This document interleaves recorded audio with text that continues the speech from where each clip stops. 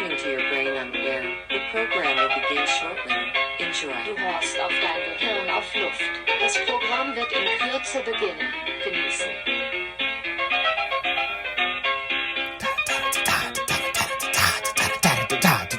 Good afternoon, everyone. Welcome back to Your Brain on Air. I am your host, Ollie Vogt Larson. And happy Tuesday, ladies and gentlemen, but not so happy a Tuesday for Aerosmith's Steven Tyler. He is on his way to trial after a child sexual assault claim. In my opinion, Aerosmith makes good music, and folks, I think we need to take this into account. In the words of Rush, living on a lighted stage approaches the unreal for those who think and feel. Aerosmith's Steven Tyler, he's a deep feeler. Maybe he just couldn't handle the hole in his heart that this child would have left if he didn't impregnate her, according to these court documents back in the 1970s. He became her legal guardian, all of this junk. This is horrific. Listen, I understand many people want to, Greekify, create heroes, myths out of these, artists that are born 1940s, maybe 1950s.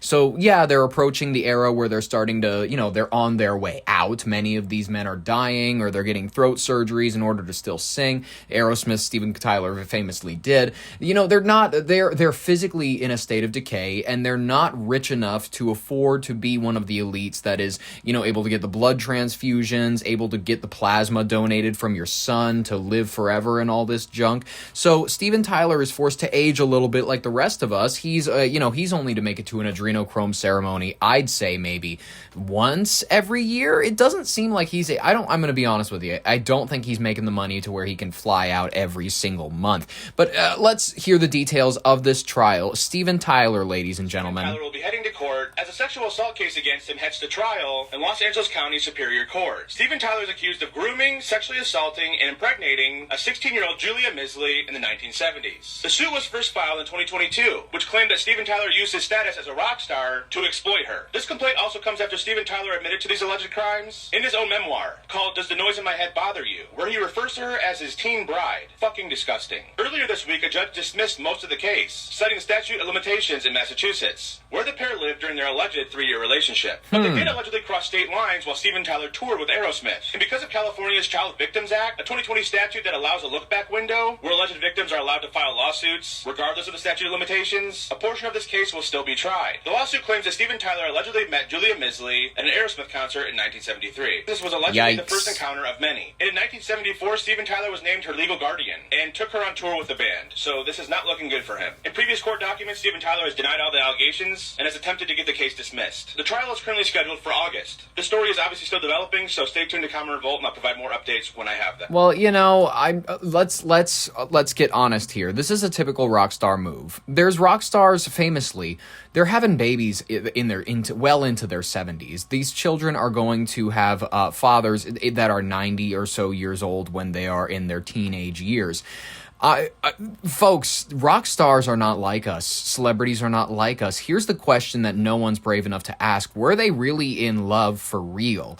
That is the typical question that no one's brave enough to ask. And it's also the question you ask your parents. Do you guys love each other for real? Did you love each other back then? And the answer is always like, kinda. Like, yeah, we like to hang out. We like enjoy each other's company sometimes. Like, has anybody ever noticed that a lot of parents are like lukewarm on each other? I've met so many people's parents, and most of the time, they won't gush over how great the other partner is. But, he or she is there. Till death do they part. That's the whole deal shebang that they got into, and they're very happy about that. They're happy to have someone to lean on in any sort of declined state that they may find themselves in, dementia-ridden, having a physical disorder, disability, whatever may come about them in their later years. They're happy to have a mandatory servant in many ways. That is kind of, and it's unfortunate when people word it this way, but it's servitude out of a care. That's at least what many people say when they put that ring on their partner's finger. Let's not talk about the logistics of what is going to make many people nervous to get married. Quite frankly, let's be honest. If your partner gets infirm before you, you're going to be a nurse. I don't think many people would like to think about that, but that's just unfortunately a reality. Many people don't. That many people will find themselves coming into contact with, because let's be honest, how many of you are going to be able to afford an old folks home? Exactly. Let's talk about something else that should make you anxious besides the inability to afford the care that you're going to need when you're older. Trump is saying that the war could stretch 3 more weeks, and he's claiming that the U.S. has already won. Two very contradictory statements that somehow both are true. We've got a signal from President Trump. He's given us a smoke signal sitting on top of the White House like the Indian. He is putting a blanket on top of the fire, and we're getting the signals that the current conflict, I'm reading the smoke signals, with Iran, it's saying could wrap up in as little as 3 weeks, even as he declared that from a military standpoint, the United States has, quote, already won. He's speaking in a phone interview with radio host Hugh Hewitt, awful name, Hugh like H-U-H, H-U-G-H, and then Hewitt, H-E-W-I-T-T, awful name, I'm sorry. On Monday, May 4th, the president downplayed in this phone interview the intensity of recent maritime clashes. He referred to them as a little skirmish or a mini-war. He boasted that the U.S. Navy's dominance was vast in the region, claiming that while Iran once had nearly 160 ships, they now have, quote, none that aren't, quote, at the bottom of the sea. Despite the bold claims of victory, though, the situation on the ground and in the water is remaining volatile, according to the people that are actually there. This is coming just after the U.S. launched Project Freedom, a massive naval operation to escort, like we covered yesterday, stranded commercial tankers through the Strait of Hormuz. And Trump is insisting that the U.S. is in total control. He acknowledged the persistent threat of Iranian mines.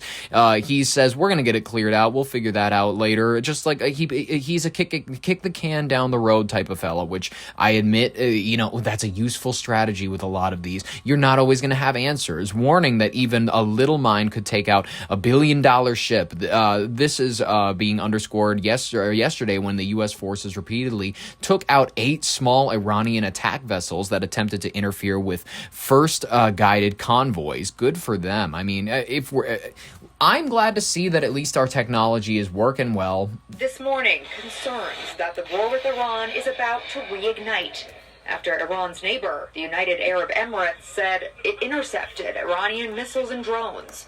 One drone sparking a fire at this oil facility. How fun. Video on social media shows flames shooting into the sky. Iranian state media also showing this video, saying rockets were firing warning shots at American destroyers trying to enter the Strait of Hormuz. The escalation coming after President Trump announced a new effort to guide tankers through the strait. 2 U.S.-flagged ships making it through yesterday. But Iran responded, firing at U.S. Navy vessels and a South Korean ship. The U.S. firing back, sinking 6 Iranian boats. President Trump refusing to say whether this means the ceasefire is over. Well, I can't tell you that. When asked if this signals a renewed conflict with Iran, the president saying this. Well, one way or the other we win. We either make the right deal or we win very easily from the military standpoint. We've already won that. Trump now saying the war could last another 2 or 3 weeks as more Americans feel the impact at their local gas station. Hell yeah. Prices now average $4.48 a gallon nationwide. That's up more than $1.50 since the war began. We could be seeing a national average rise to $4.55 to $4.75 by the time Memorial Day rolls around. If the strait remains closed, into the month of June, I think by July 4, we'll be at all-time record highs. In Michigan, prices rose 85 cents a gallon in 1 week. I am working to make ends meet and to survive. Experts say even driving just below the speed. They get this Uber driver that sounds like she smokes. Unfortunately, I am working to survive. Limit can increase the amount of miles you get per tank. Using cruise control can help too. As for the new U.S. military operation to help ships get through the Strait of Hormuz... I am a crazy person with cruise control. I'm going to be honest with you. I use cruise control in storms. I use it in, rainy conditions. And many people, they've caught me. I've driven with many people in the car, and they have caught me, because apparently you're not supposed to do that. And they'll go, what the fuck are you doing? It's snowing. It's like 3 feet on the highway right now. What are you doing? We're just trying to make it home after Christmas. And it's like, I didn't want to keep my foot on the pedal, so I just went ahead and put it on cruise control.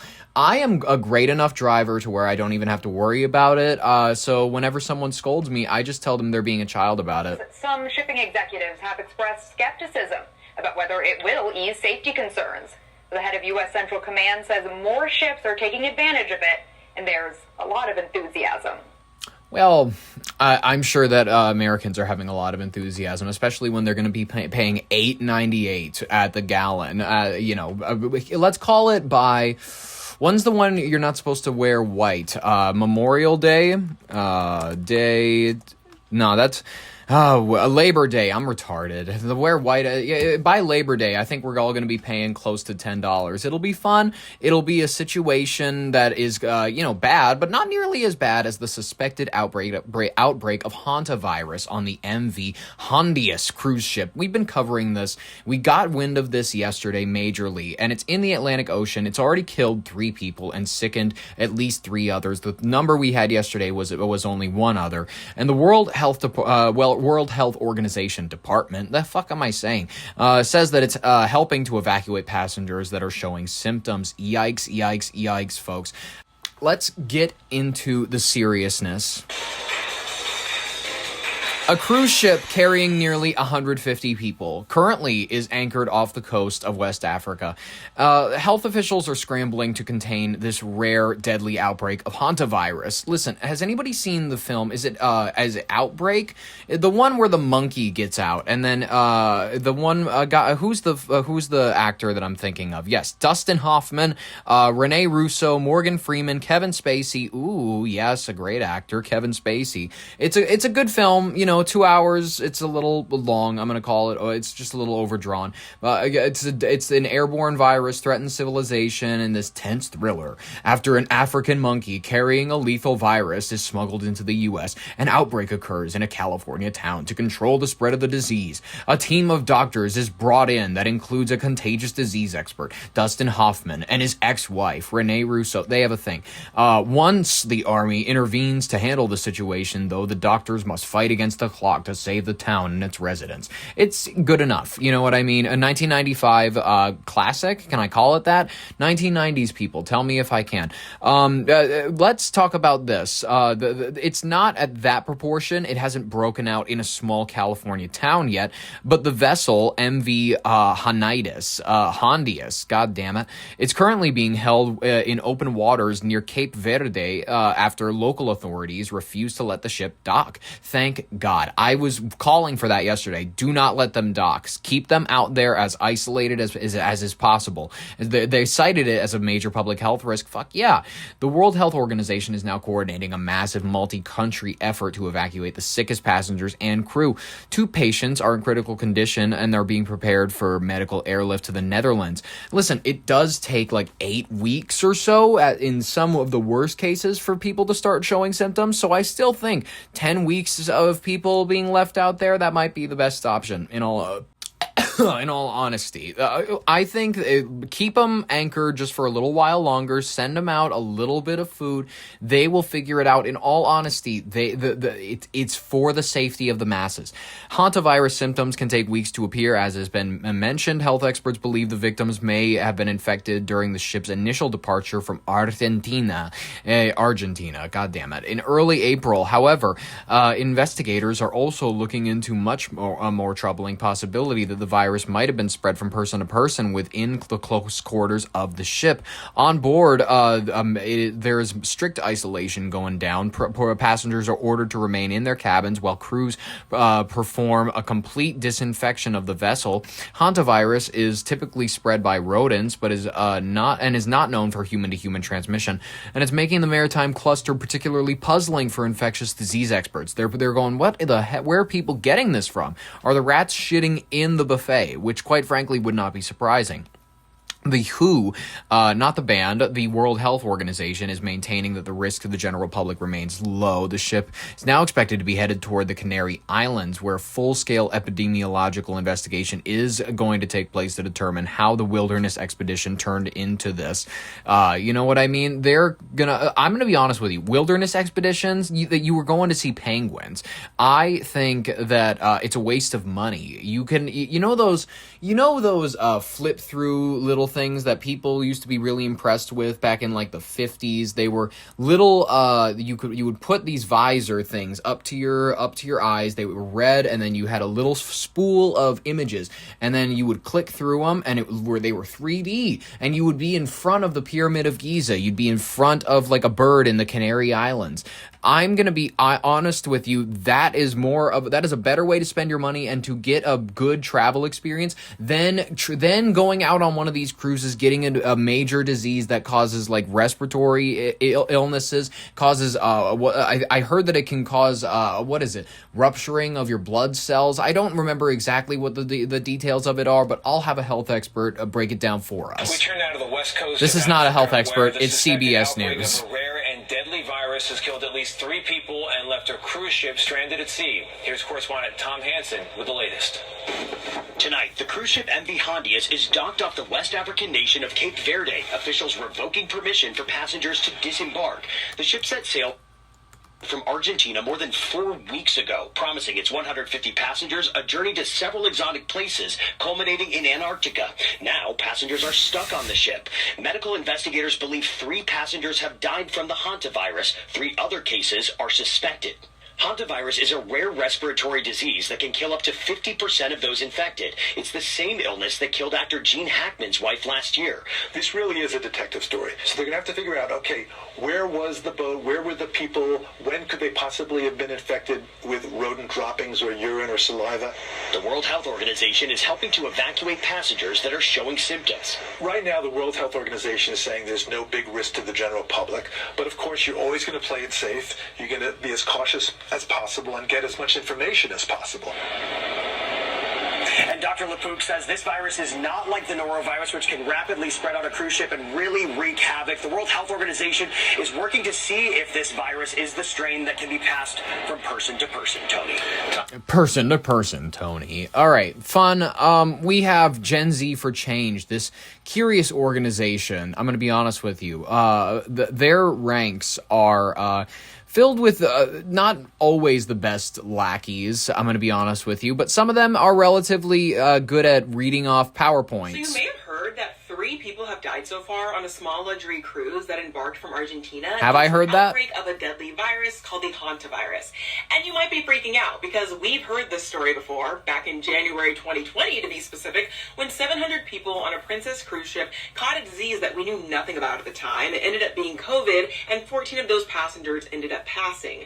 Suffice to say, that situation was just the beginning of the worst possible scenario, a global pandemic. So here is everything you need to know about this current hantavirus situation, including whether or not it has the potential to spread from human to human. So what is a hantavirus? Well, we should actually be asking what are hantaviruses, because there's more than one of them. According to the CDC, hantaviruses are a family of viruses that can cause serious illness or death. And most, which I want to emphasize most, not all of the time, people catch these viruses from contact with rodents, especially rodents' pee, poo, saliva, or if they get a scratch or a bite from a rodent. Hantaviruses are also all over the world, and the hemisphere that they're found in determines the kind of disease that someone can get from it. So if you get a hantavirus in the Western Hemisphere, you're most likely going to have respiratory issues, and those who are infected with a hantavirus in Europe or Asia are more likely to come down with kidney issues. There's not a single statistic that speaks to how often people die from hantavirus-related disease globally, but in the U.S. specifically, the CDC reports that 35% of cases have led to death. The last time you probably heard about a hantavirus here in the States was when classical pianist Betsy Arcala, married to Oscar-winning actor Gene Hackman, died from a mysterious case of hantavirus last year. Now back to the cruise ship. The virus has already killed 3 passengers, while others have fallen ill, and those who have fallen severely ill have been transferred to the mainland for medical care. And as a result, the remaining 150 or so people on the ship are now stuck in quarantine off the coast of South Africa. So now it's time we address the elephant in the room. How did it get spread to these passengers from rodents? Right now, we can only speculate as the World Health Organization's investigation is ongoing, but the ship left Argentina over a month ago, and as you can see here on this CNN map, it got around. CNN noted that the trip itinerary said passengers visited some of the world's most remote islands where they would have seen much wildlife, including whales, dolphins, penguins, and seabirds. So there is a possibility that when seeing this wildlife, there was also some rodents around because animals hang around other animals, but that's simply a hunch. And what's not a hunch is that humans don't actually have to touch rodent excrements to get hantavirus from them, because the poop and pee particles can become aerosolized and travel through the air that we breathe. Which begs the question, if it can travel through air, can infected humans spread it to other humans? Going back to what I said earlier, most hantaviruses cannot be transmitted from one human to another, but the one strain of hantavirus that can transmit from human to humans is called the Andes virus, and it's primarily found in Chile and Argentina. The cruise ship in question started its journey in Argentina, so that's not great to hear, especially because there's no cure or antiviral treatment for hantavirus. Right now, the World Health Organization says that they are conducting a risk assessment for the remaining passengers on board and that the risk to the wider public is low. Well, I'm saying keep your fingers crossed. We don't know where it's going to go from here. If it is person to person, sink the ship, and that's my end detail on it. Rapid fire section of today's headlines, ladies and gentlemen. Lots of things you need to know about in order to keep your media diet healthy. We're going to blast right through it. Because this one, I'm going to be honest with you, disturbed me at first when I heard about it. If you don't know about the Beck family, Noah Beck, he's this goofster on the internet. Noah Beck, I literally need Google to tell me who this kid is. He's an American media personality and actor. He is 25 years old. Noah Beck is an American media personality and actor, widely known for his content on TikTok. In 2019, Beck was a midfielder for the Portland Pilots men's soccer team. His content includes dances, skits, to audio clips of songs. Well, specifically his TikTok content is what's getting him in trouble at this point. I'm going to put this video in the description because it's... Yeah.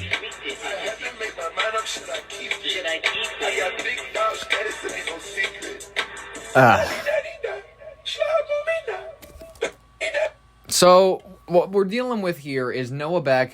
This is a video of him. At first it starts out with his mom's face, and she's taken up most of the camera view, and then her head suddenly goes down out of nowhere after she sings a line, and then his face appears.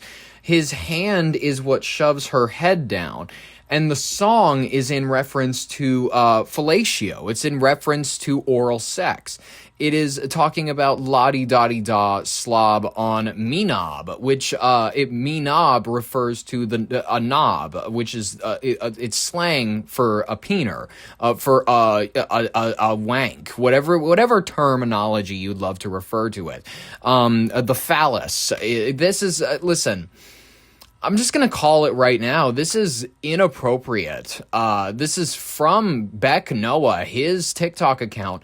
His mother making a slob on his knob trend video.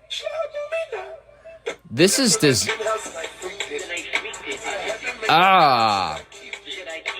Every time you hear the feminine voice, her head comes up. That is horrific. I actually feel sick. I feel sick in my soul. Well, Haley Beck's mother, Amy Beck, Haley Beck is apparently another one of her children, is on administrative leave, pending an investigation from the Peoria, I don't know how to pronounce it, Peoria, Unified School District. Amy Beck works for the Coyote Hills Elementary School. Why would you need this mother on administrative leave just because of a video that looks like her giving her son oral? It's not, clearly they're not really doing it, I don't think. It's just clearly for a joke, I think. More trouble for the Beck family. Weeks after a Peoria school district teacher was fired after text messages revealed an inappropriate relationship with a student, that same teacher's mom, also a teacher in the Peoria school district, has been placed on administrative leave. According to an email, the school district said Amy Beck, she's a teacher at Coyote Hills Elementary, is now under investigation. Recently, a 2020 video of Beck simulating oral sex on her son, TikTok influencer Noah Beck, resurfaced. Right now, it's unclear whether the district's decision is related to the video, but Beck is also the mother of Centennial High School teacher Haley Beck. Haley was recently let go after allegations emerged that she had groomed a student. You know, Haley Beck, man, she groomed a student, and then the mother just so happens to simulate oral sex on her son, Haley Beck's brother, I assume. Then, you know, interesting family. People can have their judgments. People will probably condemn them. But you know what I have to say to them? I have only sympathy to extend. You know what I mean? This is going to ruin not only... This shit on the internet stays forever, my guy, and this is just disastrous in general for an image. To be known as someone who is comfortable enough with your mother to make a simulated oral sex video, I don't know, man. That's unrecoverable. I think that's the right word to describe it. This is unrecoverable. This is a nuclear bomb that is at the bottom of the ocean that the United States said, well, we can't get to it, so I don't think reasonably anybody else can get to it. So let's declare it as lost, even though we know what it is. Like, you need to declare yourself as lost. Noah Beck should walk himself into the woods and never just return. He should live off of the fauna, the greenery, and the nature that is provided to him. Much like an Artemis, type figure, he will be the new goddess of the hunt. He will turn a man into a deer for watching him bathe. He will live in this very naturalistic sort of way. It'll be gorgeous for him and whoever he happens to meet along his journey. I'm just saying my general point is this is unrecoverable. Noah Beck and whatever Ashley Beck, your mother, I don't remember Amy Beck, I don't remember. Noah Beck, disastrous video. Sorry to your mom, sorry to your family. Why am I apologizing to you? This is like, I'm apologizing to you because like your mother raised you to be this way. I'm apologizing to you because there's something clearly deep down in your soul that's not correct, that happened, or is just like, you can tell when people were misaligned at a young age, when something really happened to just throw them off course. It's like, I don't know, there's something they're unrecoverable in his eyes, much like Susan Collins's hands. I'm going to be honest with you. Her whole head is shaking in this campaign video. The internet is calling attention to Susan Collins, Senator Susan Collins.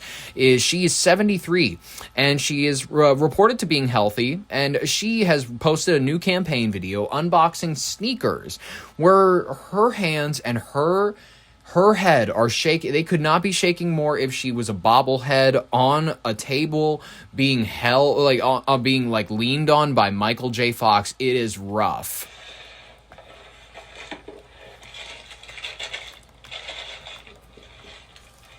This is perfect for 2026 because I'm running. Running for what? Okay. Filling up your tank for the weekend road trip has just hit a 4-year high. Refinery issues in the Great Lakes region is driving up prices to levels that we haven't seen in over 4 years. What are we talking about? Over $4 like statewide. It's over. You're not going to be, you can drive around as much as you want. You're not going to find a 390 something. You're not going to find a 380. It's gone. It's only going to be 4 and up from here. Well, it's finally happened. Gas has crossed the $4 mark pretty much everywhere in Minnesota after the state average jumped by nearly a quarter in just the past week. And if you're driving east or filling with diesel, the situation is even worse. According to Gas Buddy, the other Great Lakes states saw a big price surge this week due to a power issue at a refinery in Indiana. That state alone saw gas jump by more than $1 a gallon. The situation is worse for diesel. The average shot up 20 cents a gallon in just a day here in Minnesota and Wisconsin. And in Illinois, it's now more than $5.70 a gallon. The Minnesota Trucking Association told me that has caused some trucking companies to pull back on routes heading east as they try to manage costs and hope that those prices drop in the short term. I'm Kent Erdahl. Follow for more news. Follow for more news. We definitely will, ladies and gents. Pete Buttigieg, he's trying to make more podcast rounds in general, and in the same breath, he's calling out Democratic people's urges never to go into places where they're not going to be preemptively loved, places where they're going to have to go off of their traditional script, their usual questionnaire, places where maybe their conversational skills will be tested due to the fact that you can only pretend to be a version of yourself for so long. After about, say, a half hour, maybe an hour, maybe 2 hours, your personality you build up for yourself before you go on camera will eventually kind of fall apart unedited if you don't work on it after a while. It's just kind of a fact. And he is calling out that many people need to be less afraid of the person who's going to be coming out, or at least maybe we need to be electing people who are less afraid of who they are when they're on camera, because I'm going to be honest with you. I think that should be the standard. If you're yourself for 3 hours and you don't terrify me, sure, that's a window into maybe you're a good politician. But if you can't even handle 3 hours on camera without creeping me out and telling me that the human race needs to reset or merge with technology, I don't need you to be a congressman. What are we talking about? Why is there such a fear of this format, podcasts? Generally, in my party, for some reason, there's a real allergy to taking risk. Because we're afraid of saying something wrong or saying something that's going to get twisted and used against us. You know, especially these really long form podcasts that go an hour, 2, 3. It is physically impossible to be on talking points for that long. Yeah, Like, just as a matter of stamina, it's not possible. Yeah. So you're going to come off your talking points. Yeah. And if you're not comfortable with who you are in those moments, in between the things that you and your staff agreed or the things you're going to say and the way you're going to say it, then of course that would be terrifying. Of course it would be. How terrifying do you think it is to do this job? I have to go in between stories like this, and then I have to talk about State Farm, how it could face millions in penalties after accusations of mishandled claims. Listen, just because your house burns down in a fire and you just so happen to be insured by us doesn't mean that we should have to pay you shit. This morning, the state of California is suing State Farm for millions of dollars. For what? Accusing the insurance giant of systematically mishandling claims from those destructive wildfires last year. State Farm gave consumers the runaround, underpaid claims, and buried people in paperwork when they needed help the most. The state's Department of Insurance says they investigated a sample of 220 State Farm claims. They found State Farm violated the law 398 times, saying State Farm had slow and inadequate investigations with unreasonably low settlement offers and inadequate communication. They literally have one job, which is to protect us. Jesse Albert lost his home in the fires last January, and after hundreds of calls with State Farm, he says it will likely be at least 2 more years until they can rebuild. Fighting with State Sounds Farm like a sore loser. Walking through everything that you have to do, not just to fight them, but to document and to provide them documentation, is a full-time job. State Farm denies the allegations, saying they've handled nearly 14,000 claims from the fires and paid more than $5.7 billion, saying in part, we reject any suggestion State Farm engaged in a general practice of mishandling or intentionally underpaying wildfire claims, and we will respond through the process. I'm sure you will. Now, California Governor Gavin Newsom says we're not going to sit by while companies slow walk claims and make it harder for families to rebuild. If the courts side with state investigators, State Farm could pay millions in fines, but that number could be capped. Could also have its license suspended in California for up to a year. George? Trevor Alt, thanks. How about they just move out of the state? I think that would be a better move than to, own up to your crimes, quite frankly. Speaking of owning up to crimes, I encourage none of the Scientology stormers to do such a thing. I'm having too much fun with this trend, just like many people are. Detectives are now reviewing video footage after a large group of young people stormed and ransacked parts of the Church of Scientology in Midtown Manhattan. Saturday afternoon, the incident at the church is described as a coordinated attack, even apparently injuring somebody that works at the Scientology Institute. This is like raiding Nestle. This is like raiding, any other major corporation. I'm not happy that it's happening. I'm not deeply happy that people, they're like, oh, they're taking justice into their own hands and whatnot. Like, I understand that it's a petty little tiny thing. It's just kind of fun to see. And I'm not the one doing it, so why are people mad at me? You know what I mean? I'm not the one doing a flash mob in NYC. An investigation underway to find the rowdy teens who trashed the Times Square Scientology church in a social media stunt police call speed running. Take a look at this video. The mob can be seen ransacking the building. They even injured a security guard. Speed running is a disturbing viral trend, and authorities want it stopped. Eyewitness News reporter Kimberly Richardson spoke to someone who saw the group before it stormed the church. Ooh, they're causing trouble tonight, boy. This large group heading towards her in Midtown, the same rowdy mob who police say broke into and stormed the Church of Scientology on East 46th Street. The lady who took this video on 8th Avenue didn't want to show her face. I didn't want to pass by too close to them. My instincts were to literally cross the street. Detectives are looking at all of this video taken Saturday afternoon around 4:30. We're not showing the suspects' faces because it's unclear how old they are. I told the bartender there to close the doors. You were worried. I was going to say, why aren't we speed running churches? Why aren't we speed running mosques? Why aren't we they're a religion too. Scientology has just as much standing as any other religion. This is a fact. Ladies and gentlemen, it's just a fact. It's just a fact. I understand that, hey, the Bible, it's archaeologically more supported. I understand that maybe L. Ron Hubbard's his fantasies were a little more out there, but when it comes to actual probability of being the truth of this world, you know what I mean? Like Jesus being the Messiah or Yahweh being the correct God or anything like that. I'm going to be honest with you, I still swing the way of atheism. I respect all of the standing that religion has in this world. I think people should study religions, as a matter of fact. I encourage people to read them. I encourage you to know exactly what you're criticizing. I encourage you to understand Saturn worship. I encourage you to understand the black cube connection between many other sorts of religions. You know what I encourage you to know about? I encourage you to know about the fact that McDonald's is ditching self-serve soda fountains. Yes, say goodbye to refilling your own drinks when dining inside McDonald's. The fast food giant is eliminating the self-serve fountains. It upsets me. Sure, a lot of people are going to care about this. McDonald's is making a major change. The fast food giant is officially ditching self-service soda fountains nationwide. Soon, the days of grabbing your own refill will be over as the chain moves to a crew pour system. The rollout is already underway, with the full phase-out expected to be completed in the next few years. McDonald's says the change is in an effort to modernize its restaurants and adapt to changing consumer habits that now favor takeout, delivery, and drive-thru over dining in. It's the end of an era for the Golden Arches. So, Gio, are you loving it? Well, you know what? My millennial heart is broken right now because those fountain drinks, they always taste better. They always taste better, Maya. Thank you so much.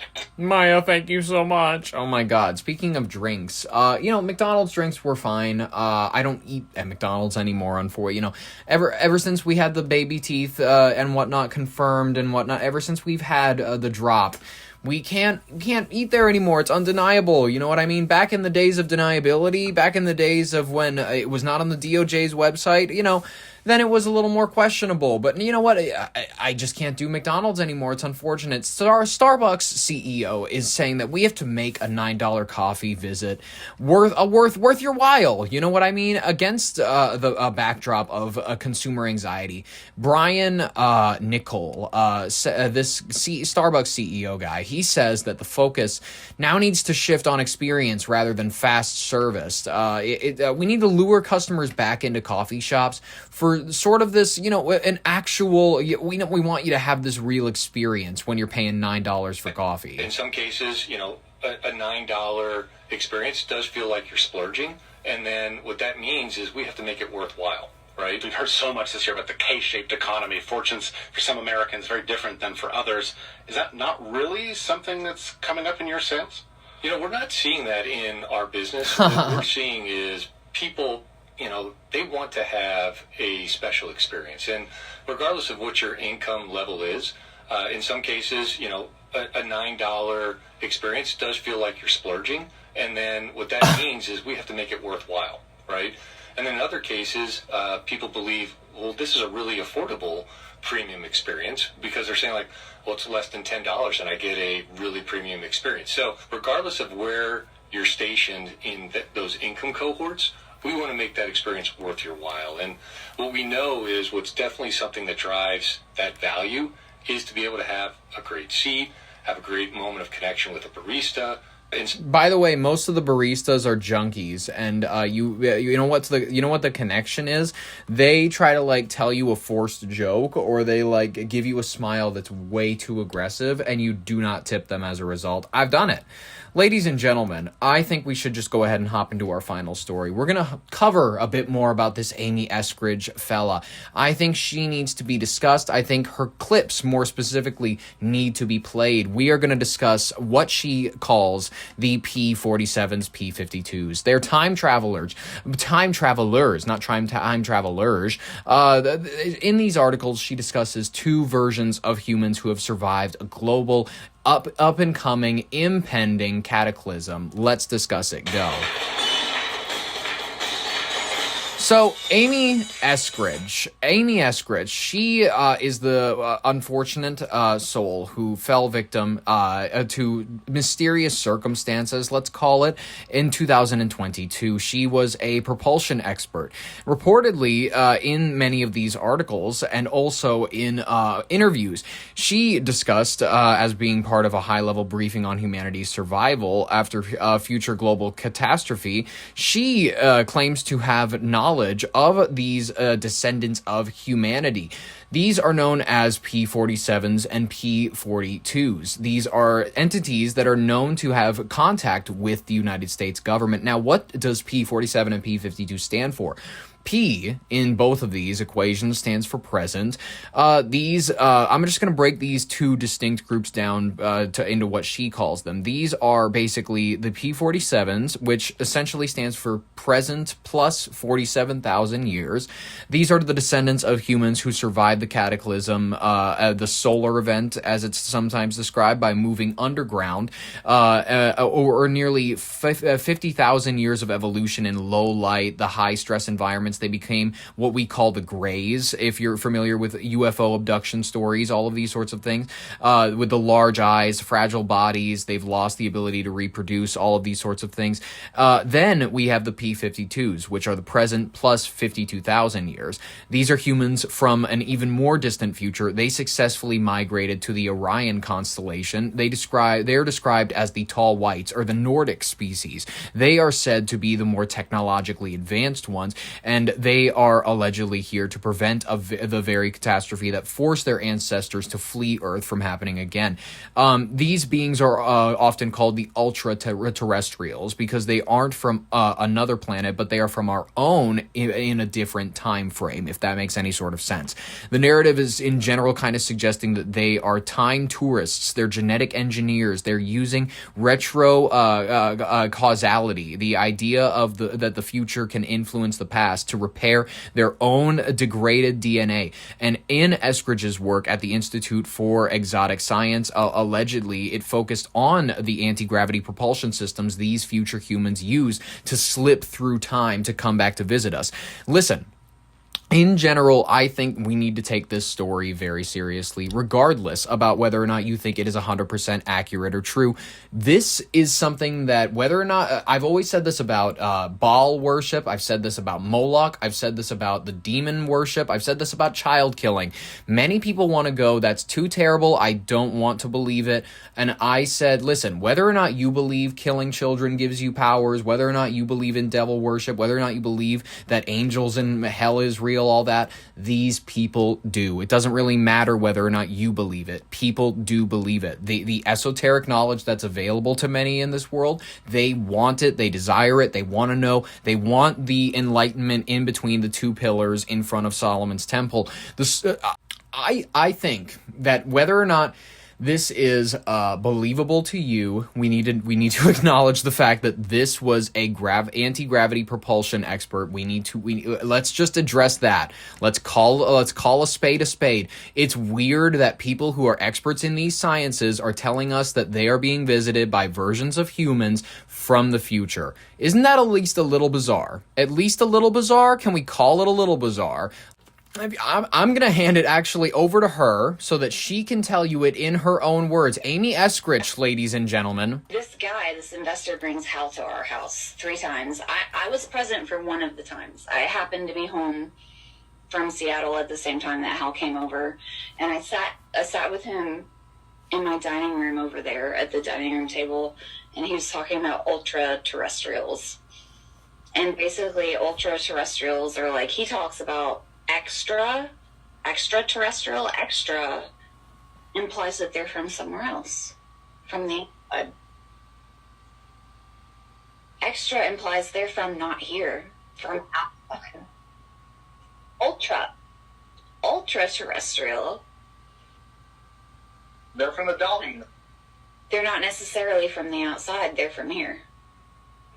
Oh, so they're like ascended beings, or so then they're you, high IQ. So the ultra-terrestrials, I'll just tell you, the ultra-terrestrials, I think, have you heard of the P52’s and the P47’s? Do you know what that is? They're us from the future. They're from here. They are you. They are me. They're from here, from the future. P47 is present plus 47,000 years. P52 is present plus 52,000 years. And basically there's a calamity, right? So there's like a apocalypse scenario in the near future. It wipes out most of like everything, man. And there's the ones that go underground and survive, right? And then there's the ones that somehow stay on the surface and miraculously don't die. Miraculously don't die. I mean, okay. What? Okay, this is not even it. She was found dead after discovering anti-gravity, all of this junk. She can put it in her own words. And let me tell you, I'm in Huntsville, Alabama. I know I've said that several times. We're the Rocket City. We're the biggest deal you've never heard of. Von Braun was here and we won the space race. We developed the Saturn V. Werner von Braun, Nazi recruited by the United States government in order to work on our rocket program. Here. We built the Saturn V here. We won the space race here in Alabama, whether you've heard of it or not. And I can tell you for a fact, so many prototypes. Only prototype built like this in the world. You turn it on the first time, it works exactly like you thought it would the first time. Great data. You apply for more funding to test it more thoroughly, they cancel it. It goes to NASA divestment. It goes to the auction block. People bid on it. And literally scrap metal vendors win the bid and melt it down for scrap metal and sell it. We could be crazy far. We could be on the moons of Jupiter. We could be exploring Pluto that isn't even anymore if we had spent money differently. I can tell you the names of so many NASA scientists that are depressed and they want to kill themselves because they have built prototype after prototype after prototype in Huntsville, Alabama. First in the world, never before seen, worked the first time you turned it on exactly like you thought. It was canceled and melted down for scrap metal. Interesting. And very, very, very curious. She claimed to be targeted by directed energy weapons. I mean, if you look at the photos, pictures of her hands, I mean, did she press an iron to the back of her hands? I don't know. Something to just get it read. She said this is proof of gatekeepers of this technology, silencing those who get too close to the truth. You know, This is, I'm going to be honest with you, it's more interesting than a lot of the other space stuff we have going on. You have Mayim Bialik, how do you pronounce the one woman from the Big Bang Theory? We'll review clips from her podcast here. She is talking to a gentleman who claims to be channeling a alien named Bashar from a distant galaxy. Listen, there's also things that are going to be mixed in with the serious out there. We have to sort through as best we can. We have to sort the shit from the legit, as I like to say. But other space things that are happening, according to Scientific American, Trump administration, they're saying that Pluto should become a planet again. Enough. What are we talking about? What do we do? I understand people want to. They grew up with it as a planet. Whatever. Maybe it's a nostalgia bait type of a thing. Dwarf planet is a classification. It works perfectly fine for it. I want to play you a clip specifically from this Bashar gentleman. Bashar is he claims to be a Daryl Anka. He is a telepathic connection parallel realities expert in his own words.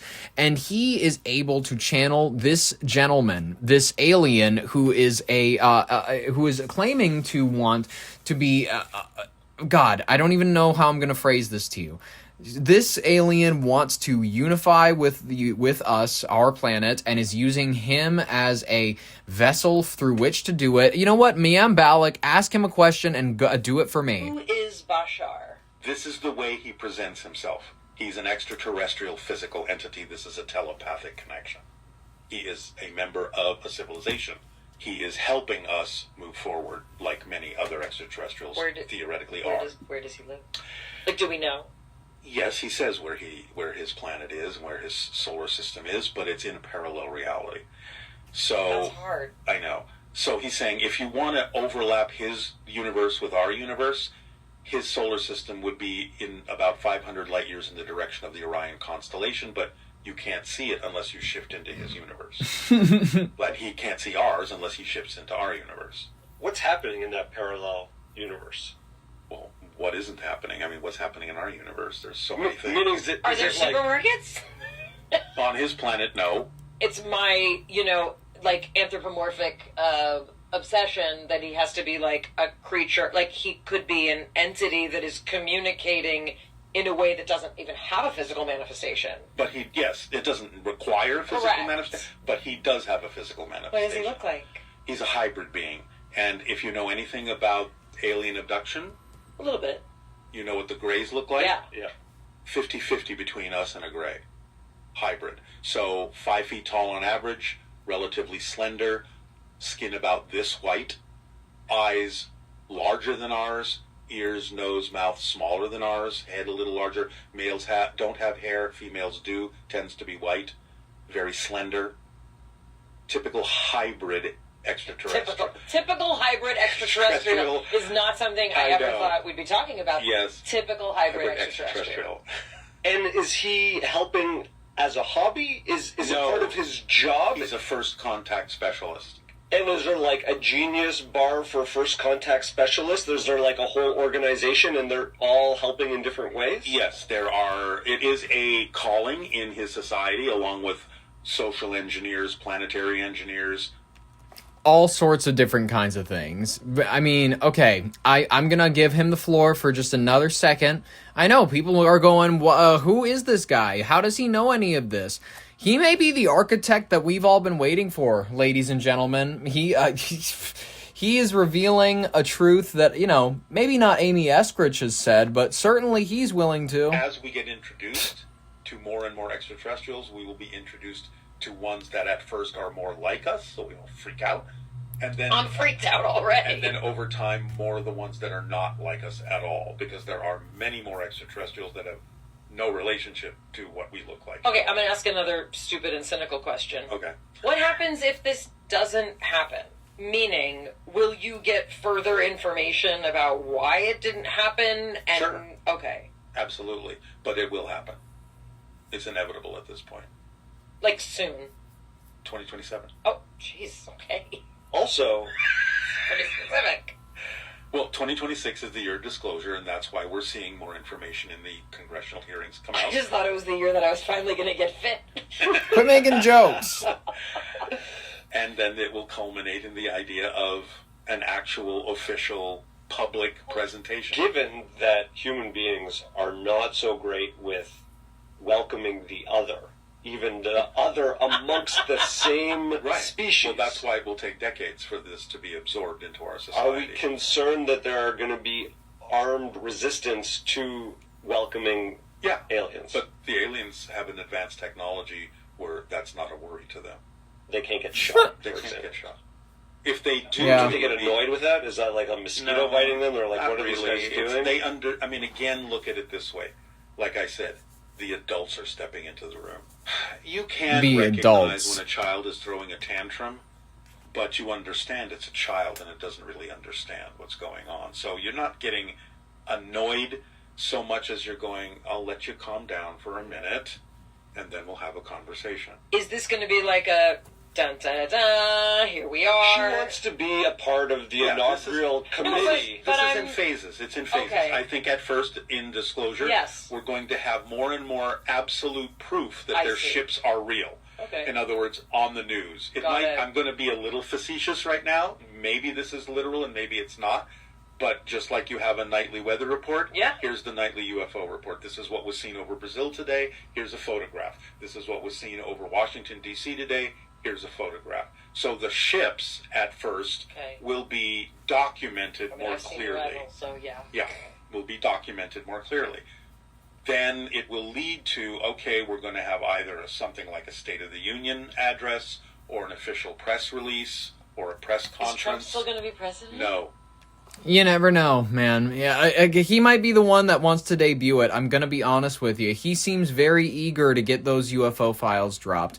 I'm going to be, you know what, anything else to talk about other than the war that we're going to be stuck in for at least a little bit longer, ladies and gentlemen. I'm not going to waste any more of your time. I actually think that we've had a wonderful collection of stories for the day. I hope that you had a wonderful time listening to them. I had a wonderful time gathering them for you. I cannot wait for next episode where we will sift through whatever news happens to come about. In the meantime, I've been Ollie Vogt Larson with your Brain on Air. Subscribe if you liked it, like it, you know what I mean? Do what you do. Ring the bell for notifications. In the meantime, I've been Ollie Vogt Larson with your Brain on Air. Thank you so very much for listening, and bye-bye.